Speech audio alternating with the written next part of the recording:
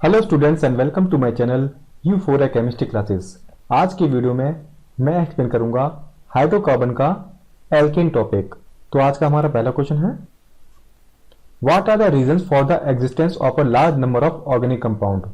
आज की डेट में बहुत सारे ऑर्गेनिक कंपाउंड क्यों एग्जिस्ट करते हैं। तो आज की डेट में बहुत सारे ऑर्गेनिक कंपाउंड कार्बन की तीन प्रॉपर्टीज के कारण एग्जिस्ट करते हैं, जिसमें सबसे पहली है कैटिनेशन और दूसरी प्रॉपर्टी है आइसोमेरिज्म और तीसरी जो प्रॉपर्टी है वो है फॉर्मेशन ऑफ मल्टीपल बॉन्ड्स। तो इसके आंसर में आप लिखेंगे the reason for the existence of large number of organic compounds can be attributed to the following properties of carbon. सबसे पहली है कैटिनेशन, दूसरी है आइसोमेरिज्म और तीसरी है formation of multiple bonds. Next question, what do you understand by nomenclature of organic compounds. आप इसे सिंपली यही समझिए, नॉमेनक्लेचर एक सिस्टम है जो ऑर्गेनिक कंपाउंड को नाम देता है। तो इसमें आप क्या लिखेंगे answer, nomenclature is the system of assignment of names to organic compounds. Next question, why alkanes are also called paraffins. Alkanes को हम पैराफिन भी कहते हैं, क्यों? ऐसा इसलिए क्योंकि जो एल्केन्स होती हैं वो ऑर्डिनरी कंडीशंस पे अनरिएक्टिव होती हैं। तो इसका आप आंसर क्या लिख के आएंगे, इसमें आप लिखेंगे alkanes are also known as paraffins because these are relatively unreactive under ordinary conditions. Next question, what is the minimum number of carbon atom that an alkane must have to form isomers. किसी alkane के पास कितने carbon atom होने चाहिए ताकि वो isomer बना सके। तो इसका आंसर है 4, यानी किसी एल्केन के पास मिनिमम 4 कार्बन होने चाहिए तभी वो आइसोमर बनाएगा। जैसे देखिए CH3 CH2 CH2 CH3। तो ये है ब्यूटेन है। तो ब्यूटेन का पहला आइसोमर यही हो गया और इसका दूसरा आइसोमर क्या होगा, ये होगा CH3 CH CH3 और ये CH3। तो इसमें भी 4 कार्बन है, पहला, दूसरा, तीसरा और चौथा, इसमें भी 4 कार्बन है और यही 2 इसके आइसोमर्स हैं। 2 से ज़्यादा आइसोमर इसके नहीं होंगे। लेकिन अगर 3 कार्बन होते, यानी प्रोपेन में CH3 CH2 CH3, अगर हम इसको इस तरह लिखें तो अभी ये प्रोपेन ही होगा।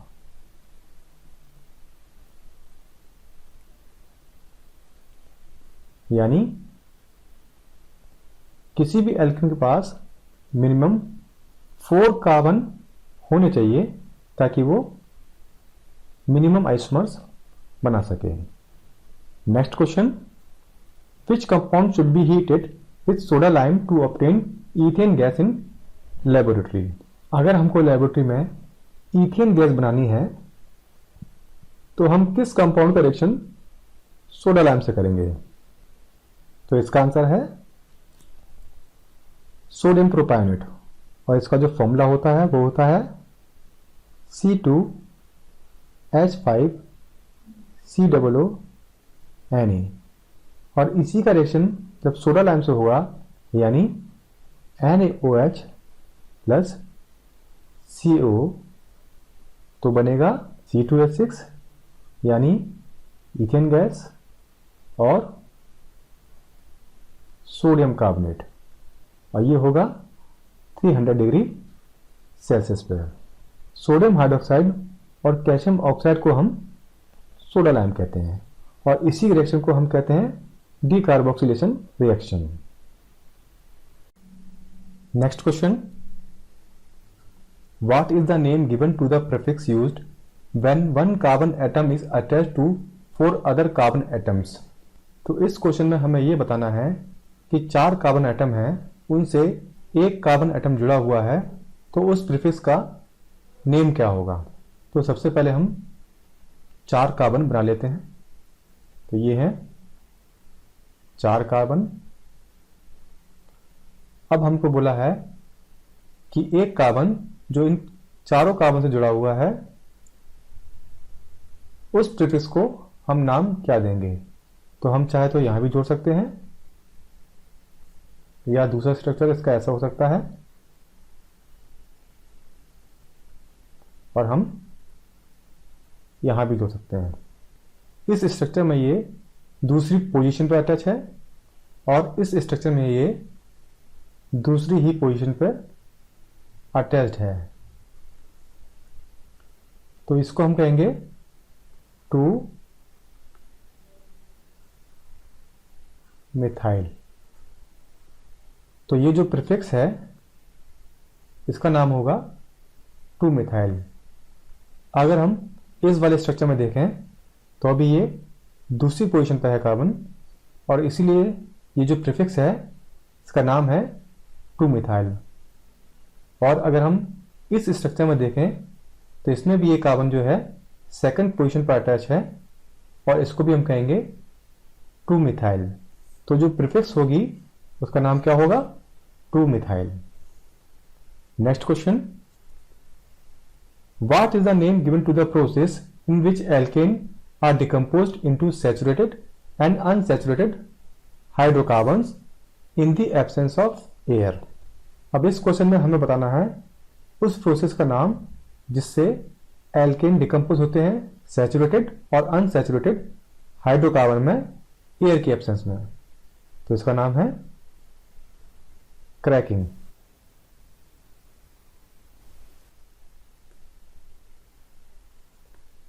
और इसको थर्मल डिकम्पोजिशन भी कह सकते हैं।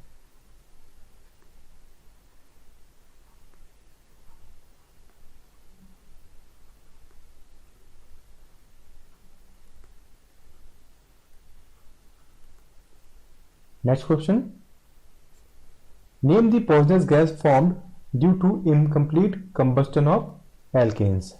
एल्केन के इनकम्प्लीट कंबस्टन से कौन सी जहरीली गैस प्रोड्यूस होती है। तो ये है carbon monoxide. Next question,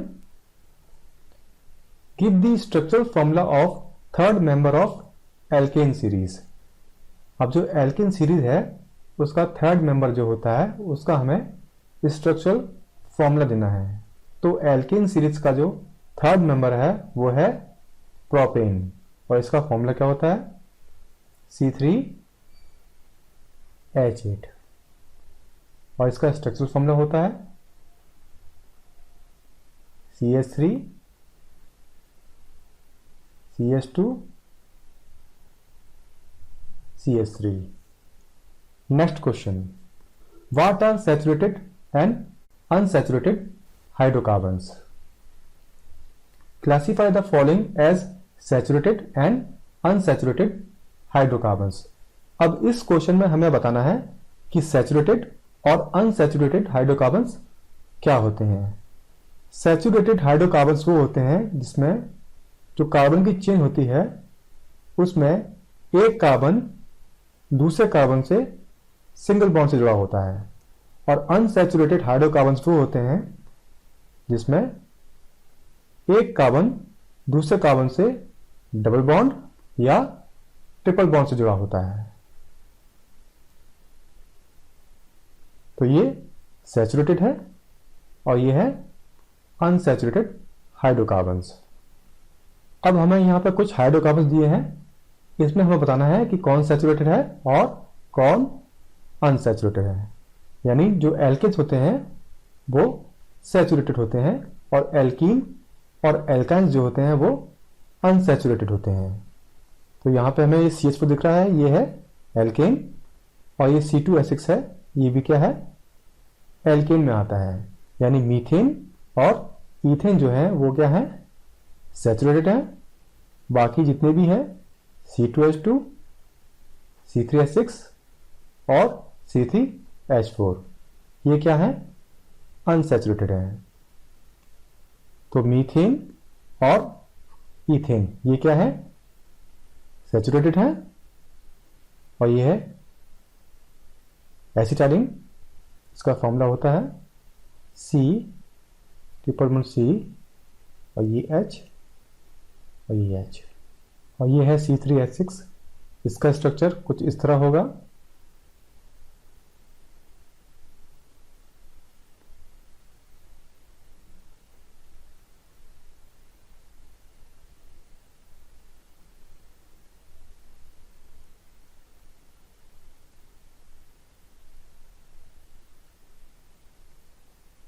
C3, इसमें कार्बन 3 है और हाइड्रोजन के 6 एटम है, और इसमें डबल बॉन्ड है इसलिए ये अनसैचुरेटेड है।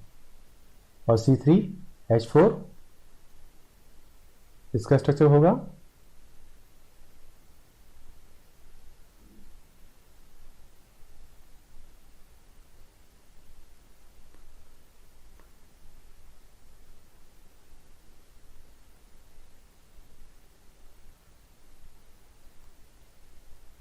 इसमें ट्रिपल बॉन्ड है इसलिए ये भी अनसैचुरेटेड है।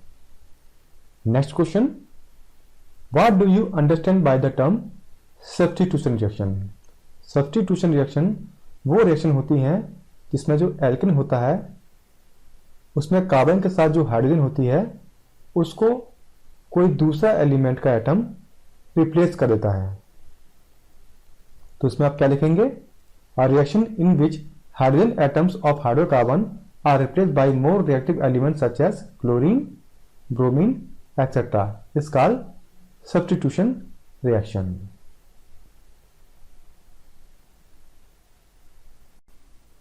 Next question, fill in the blanks with suitable words. Dash involves gradual replacement of hydrogen atoms of alkane molecule by halogen atoms.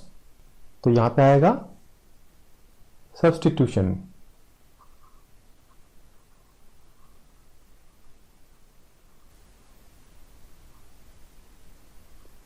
Next, difference in molecular weight between two successive compounds in alkane homologous series is dash. यानी alkane की जो homologous series होती है उसमें जो दो successive compounds होते हैं उनके मॉलिक्यूलर वेट का डिफरेंस क्या होता है।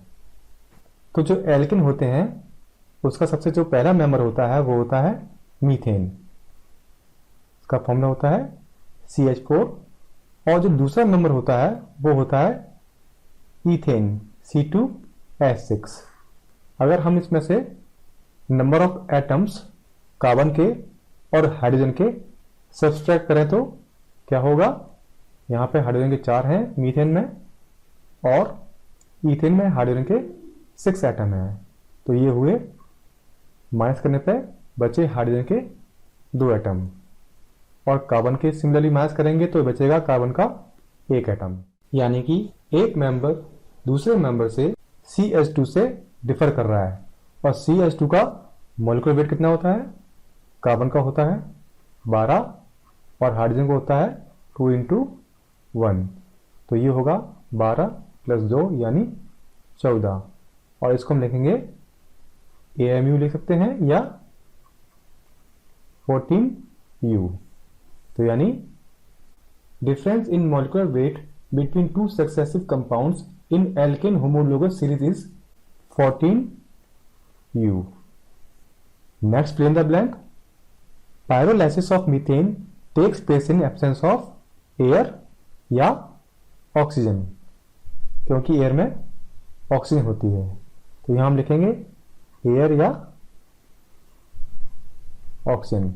And the products are acetylene यानी CH triple bond CH and hydrogen.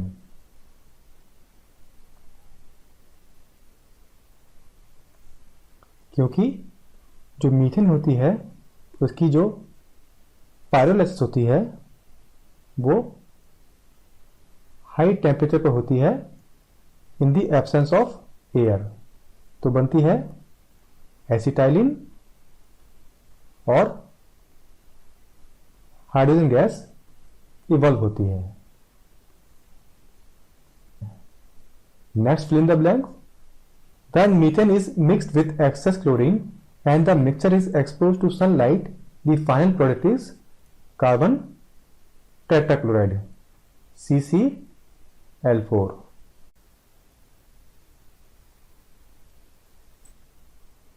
Next question. Write chemical equations when methane and ethane burns in excess of air. अब हमें इस क्वेश्चन में इक्वेशन देनी है केमिकल जब मीथेन और इथेन एक्सेस एयर में बर्न होगी। तो जब मीथेन एक्सेस एयर में बर्न होती है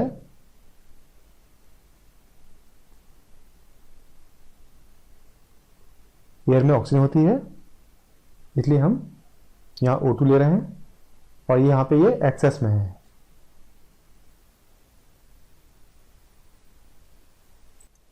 तो बनती है कार्बन डाइऑक्साइड और वाटर और हीट इवॉल्व होती है, इसलिए ये एक्सोथर्मिक रिएक्शन है। ये है मीथेन के लिए। और दूसरे हमसे पूछी है कि ईथेन को जब बर्न करेंगे एक्सेस ऑफ एयर में तो जो केमिकल इक्वेशन होगी वो क्या होगी।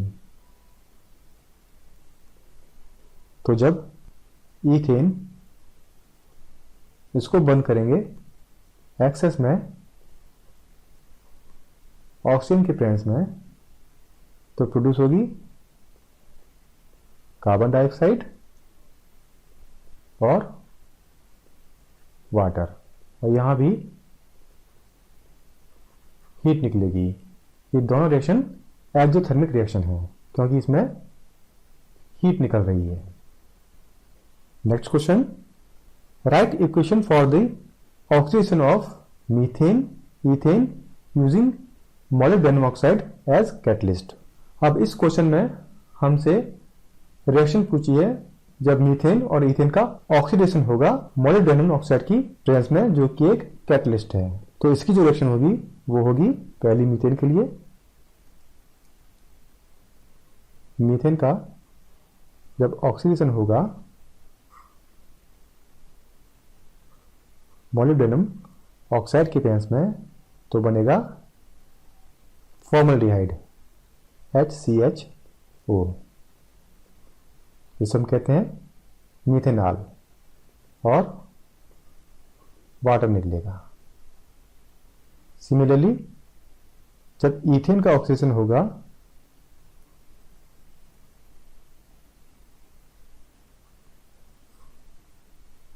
मोलिब्डेनम ऑक्साइड की प्रेजेंस में तो बनेगा ethanol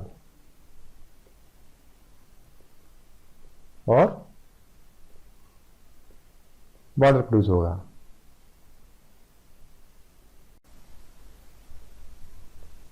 next question. Why the reaction of chlorine with methane is called a substitution reaction?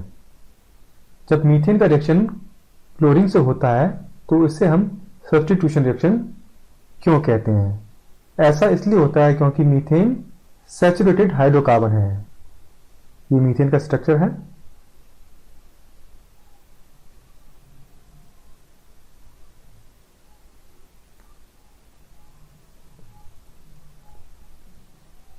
इसमें कार्बन की जो वैलेंसी है वो कंप्लीट है।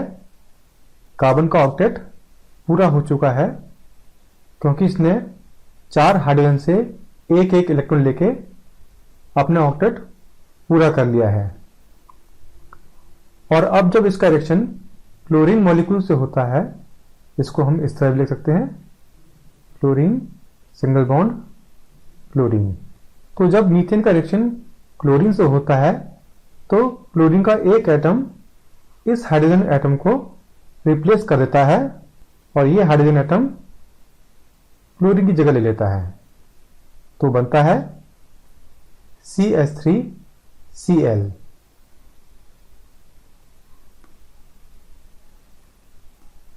और HCl। क्योंकि मीथेन में कार्बन की जो वैलेंसी है वो फुली सेटिस्फाइड है, इसलिए ये क्लोरीन को ऐड नहीं कर सकता। इसलिए क्या होता है, जब भी रिएक्शन क्लोरीन से होता है तो हाइड्रोजन रिप्लेस हो जाता है और उसकी जगह क्लोरीन आ जाता है। लेकिन अगर हम एल्कीन या एल्काइन की बात करें जिसमें डबल बॉन्ड या ट्रिपल बॉन्ड होता है, तो जैसे ये एल्कीन है C2H4, इसमें कार्बन कार्बन के बीच में डबल बॉन्ड है, इसलिए जब इसका रिएक्शन क्लोरीन के एटम से होगा तो ये बॉन्ड टूटेगा और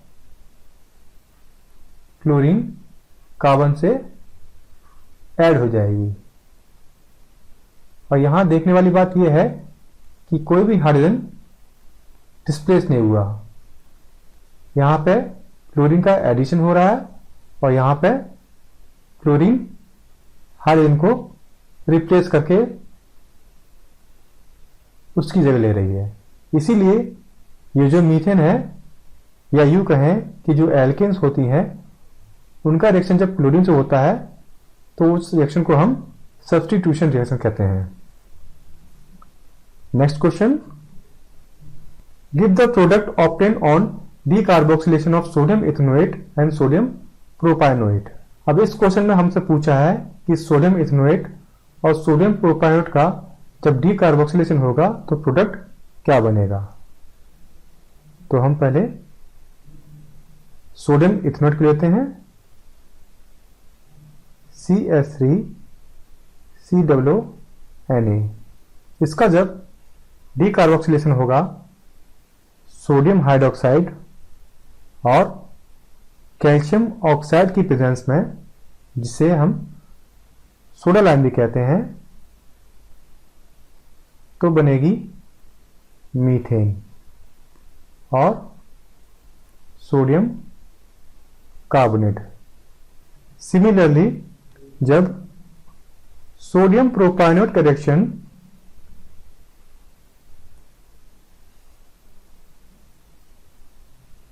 सोडा लाइम से होगा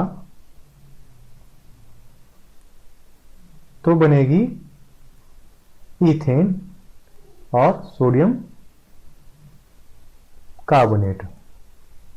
यानी सोडियम इथेनोएट और सोडियम प्रोपायनोएट का जब डीकार्बोक्सिलेशन करेंगे तो मीथेन और ईथेन प्रोड्यूस होगी। Next, what happen when iodomethane is bond with sodium metal in the presence of dry ether, also name the reaction. अब इस क्वेश्चन में हमसे पूछा है कि जब आइडोमीथेन को हम सोडियम मेटल के साथ बॉन्ड करेंगे ड्राई ईथर के प्रेजेंस में तो क्या होगा। तो ये होती है आइडोमीथेन, जिसे हम कहते हैं मिथाइल आयोडाइड। इसका रिएक्शन जब सोडियम मेटल से होगा ड्राई ईथर के प्रेजेंस में तो बनेगा ईथेन। इसको हम इस तरह भी लिख सकते हैं, ये ईथेन है, या तो हम C2H6 भी लिख सकते हैं और बनेगा सोडियम आयोडाइड। और इस रिएक्शन को हम कहते हैं वुड्स रिएक्शन।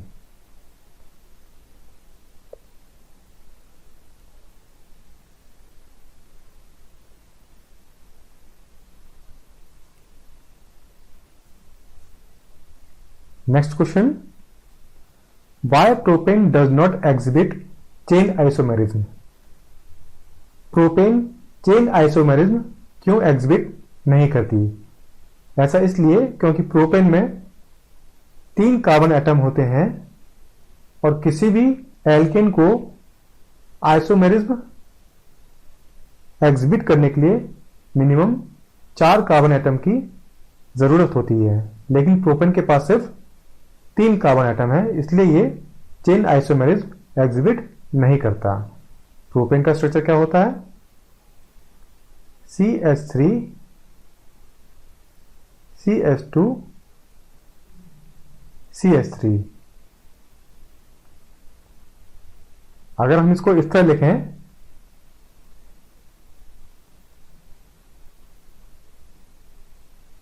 तो ये इसका चेन आइसोमर नहीं होगा, ये भी प्रोपेन ही होगा।